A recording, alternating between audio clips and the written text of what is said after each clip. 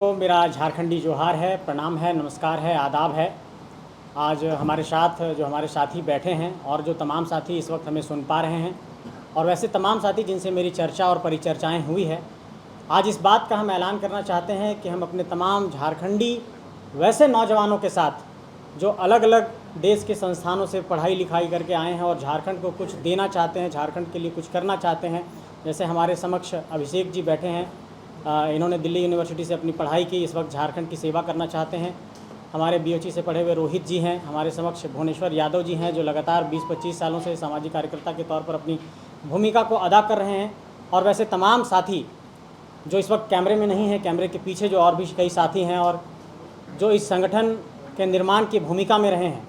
संगठन के निर्माण की भूमिका में कहने का अर्थ ये है कि आज पूरे झारखंड के लोगों को ये मैं बताना चाहता हूँ कि एक नए संगठन का ऐलान झारखंड की धरती में होने जा रहा है।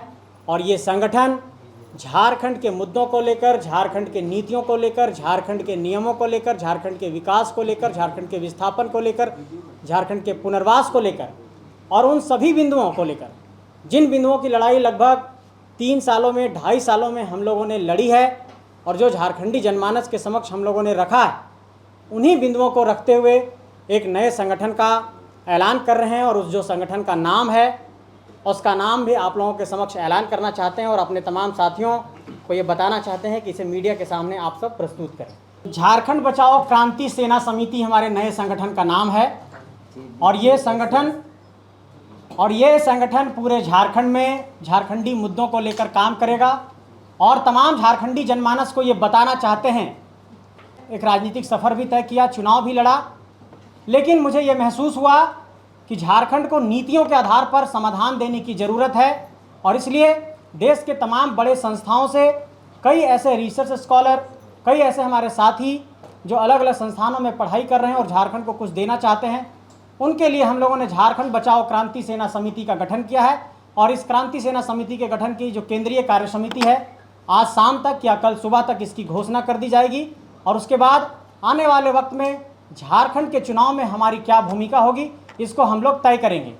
ये बात मैं ऐलान करना चाहता हूँ कि मैं स्वयं चुनाव नहीं लड़ूंगा और चुनावी राजनीति से खुद को दूर रखूंगा। कई लोगों को ऐसी भ्रांतियाँ थी कि मैंने पूर्व में जिस संगठन को छोड़ा है उस संगठन में मेरा किसी इस बिंदु पर विवाद था कि मैं चुनाव लड़ना चाहता हूँ, लेकिन मैं मीडिया के समक्ष ये स्पष्ट करना चाहता हूँ कि मैं चुनाव नहीं लड़ना चाहता हूँ।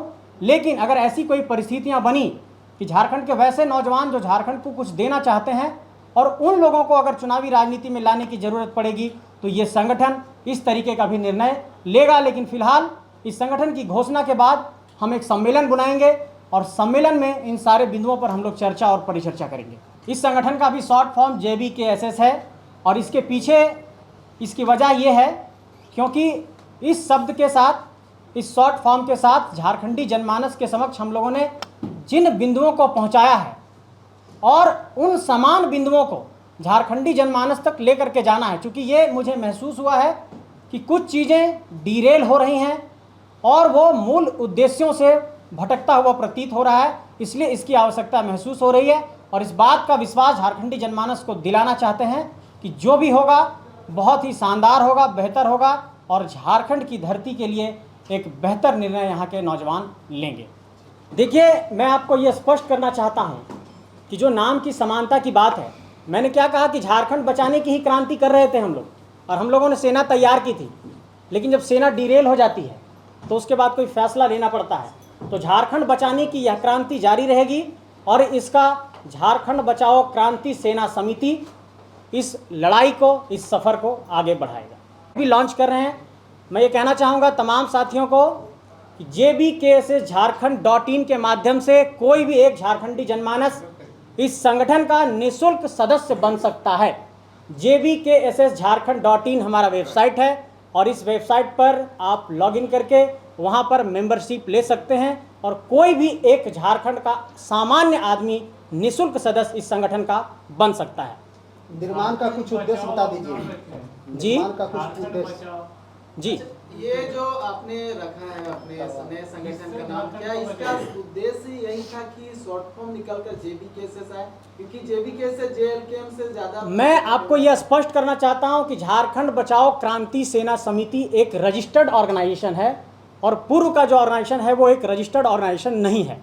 तो झारखंड बचाओ क्रांति सेना समिति लीगली एक पंजीकृत संस्था है, एक पंजीकृत संगठन है जिसका अपना वेबसाइट jbkssjharkhand.in है और उसके बाद झारखंडी जनमानस को हम लोग जोड़ेंगे। निर्माण का कुछ उद्देश्य बता दीजिए। निर्माण का उद्देश्य है कि झारखंड के जिन बिंदुओं को लेकर, यहाँ के विस्थापन, पुनर्वास, नियोजन, स्थानीयता, जिन बिंदुओं को लेकर हम लोगों ने लड़ाई लड़ी थी और झारखंड के तमाम जनमानस को हम लोगों ने एकजुट करने का प्रयास किया था, उन्हीं उद्देश्यों के साथ हम लोग लड़ रहे हैं। और jbkssjharkhand.in पर जैसे ही आप जाएंगे तो पहला ही पॉइंट उद्देश्य है, आप उस उद्देश्य को भी वहाँ पर पढ़ सकते हैं। विधानसभा चुनाव में जेबीके से संजय मेहता वर्सेस जयराम में तो होगा क्या? आप लोग उतारेंगे कैंडिडेट? झारखंड की जनता इसका फैसला करेगी, इसका मूल्यांकन करेगी कि क्या सही है और क्या गलत है। लेकिन मैं इस बात की वकालत करता हूं कि झारखंड को अगर समाधान का रास्ता देना है तो वो नीतियों के आधार पर ही होगा और नीतियों के आधार पर समाधान निकालने के लिए इस बात की ज़रूरत है कि ऐसे नौजवानों की फौज तैयार की जाए जो शिक्षित हैं, जो झारखंड के लिए कुछ ड्राफ्ट तैयार कर सकते हों,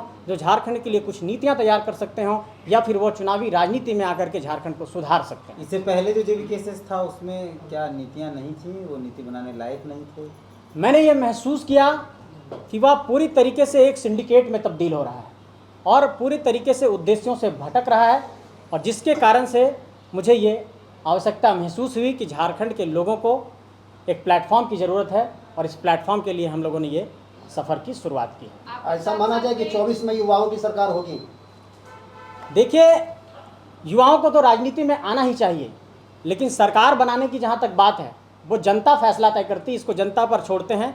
लेकिन एक बात तो तय है कि हम झारखंडी नौजवानों को एकजुट करेंगे और संजय मेहता चुनाव नहीं लड़ेगा, लेकिन अगर ऐसा कोई नौजवान चुनाव लड़ने की इच्छा रखता है तो संगठन चुनाव भी उनको लड़ा सकता है। आपके साथ साथ कई और लोगों ने रिजाइन दिया है आपके पुराने संगठन से, क्या वो लोग भी आपके इस नए संगठन में जुड़ने का काम करेंगे, जोड़ेंगे?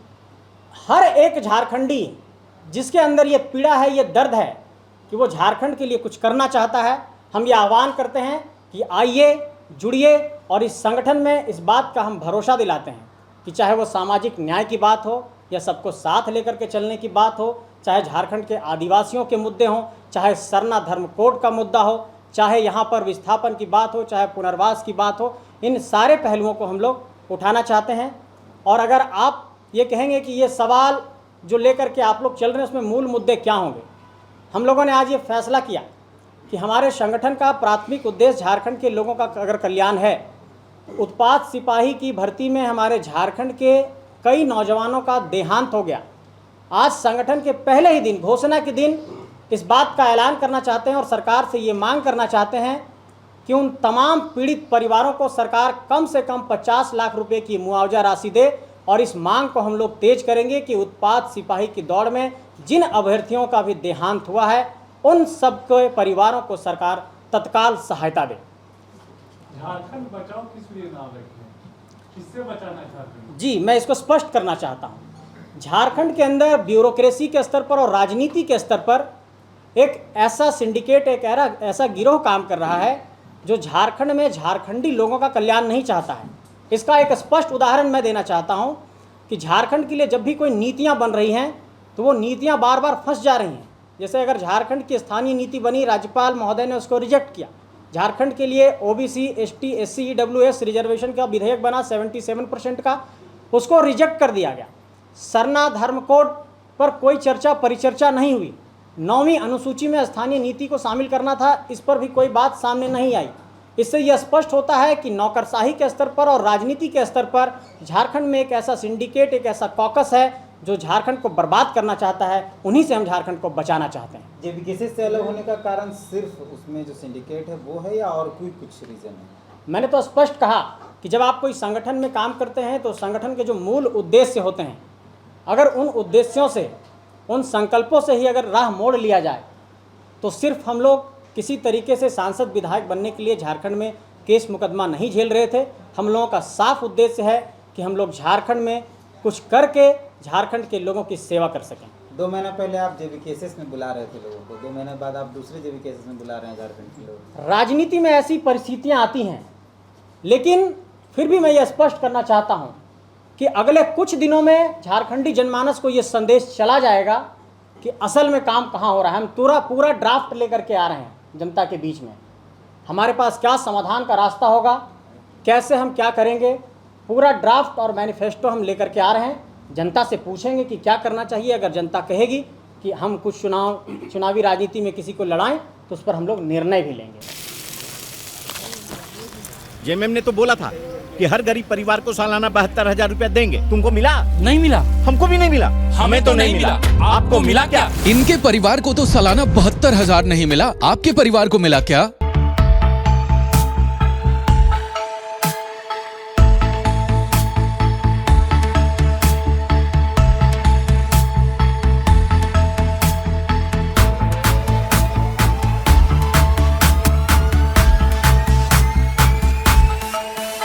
thefollowup.in. Like, share, and subscribe. www.thefollowup.in